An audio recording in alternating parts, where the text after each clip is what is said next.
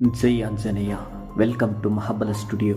ನಿನ್ನ ಜೊತೆ ನನ್ನ ಕತೆ ಕನ್ನಡ ಸೀರಿಯಲ್ದು ಇವತ್ತಿನ ರಿವ್ಯೂ ಏನಪ್ಪ ಅಂದರೆ, ಭೂಮಿ ಅಲಿಯಾಸ್ ಮನಸ್ವಿನಿನ ಪ್ರಸಾದಿ ಜೊತೆ ಮದುವೆ ಮಾಡಿಸೋದ್ರ ಬಗ್ಗೆ ನಿಂಗವ್ವ ಹೇಳಿದ ನೆನ್ಪು ಮಾಡಿಕೊಂಡು ಪ್ರಸಾದಿ ಯಾರು, ಯಾವಾಗ ಬರ್ತಾನೆ, ಯಾಕೆ ಬರ್ತಾನೆ ಅಂತ ಫ್ರಸ್ಟ್ರೇಷನಿಂದ ಅಜಿತ್ ಕೈಗೆ ಏಟಾಗುತ್ತೆ.